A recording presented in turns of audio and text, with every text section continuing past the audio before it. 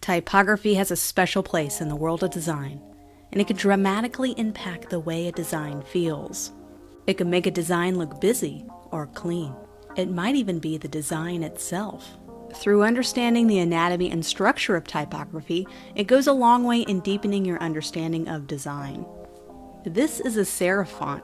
We know this because of the little brackets at the end of the characters. And each letter of this word is called a character. If you were to draw a line that hugs the bottom of each letter, not including the little tails, which are called the descenders, this line would be called your baseline.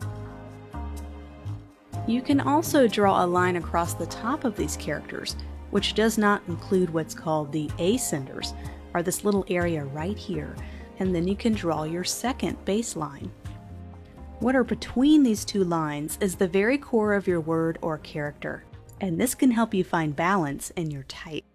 You may find you have more ascending than descending characters, and this revelation can help you decide how to balance this type in a headline or a logo, for example.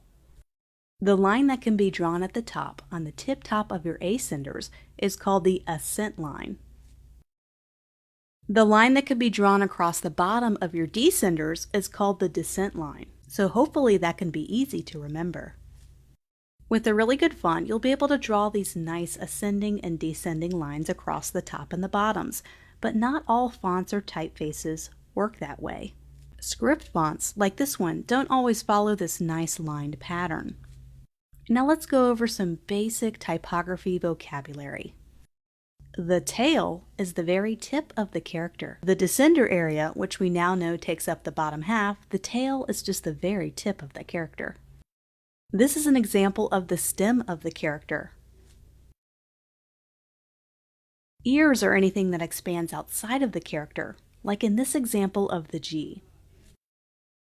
Fortunately, you'll notice a lot of typography terms are named after human anatomy, so as you can guess, this H is a great example of a shoulder. Loops are common in certain font characters. Anything that's completely closed inside a character is called a closed counter. This is an example of a character leg. Crossbars join two stems together, for example, in this A. There are hundreds of different terms and vocabulary words for describing typography anatomy.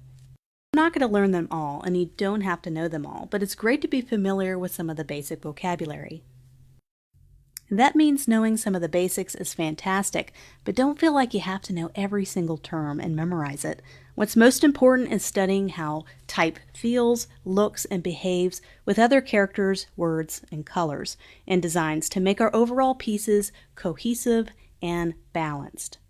I'll go over a few terms that are must-know terms in the world of graphic design. Many of these phrases and terms are thrown around in client emails and professional feedback you may receive. Kerning is the manual created space between each character. Each type has a natural kerning added to it.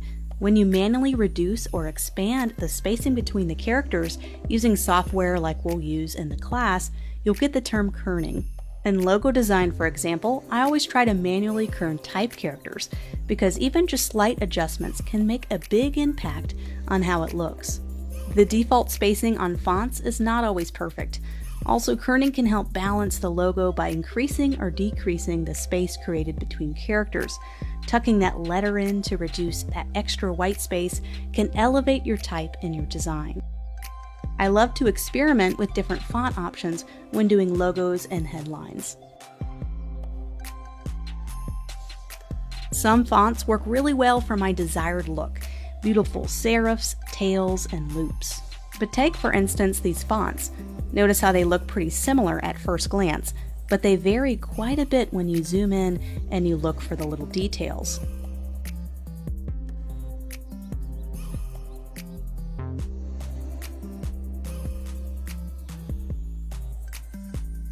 The spacing between sentences or phrases is called leading. The amount of leading between sentences in a larger paragraph can really change the look and feel of a block of type. Larger spacing or leading between sentences can look very clean.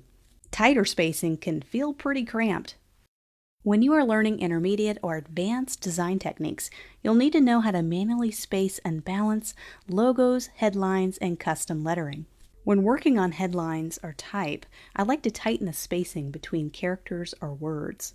I try to find opportunities to put words and characters in nice white spaces, almost like a puzzle piece, and it seems to work really well that way when I do that. We can do this easily in Adobe Illustrator. I'm taking a simple 3-word headline and finding the right spacing between the characters and the words. You'll notice a big difference using the default spacing in the font and then using my own custom spacing.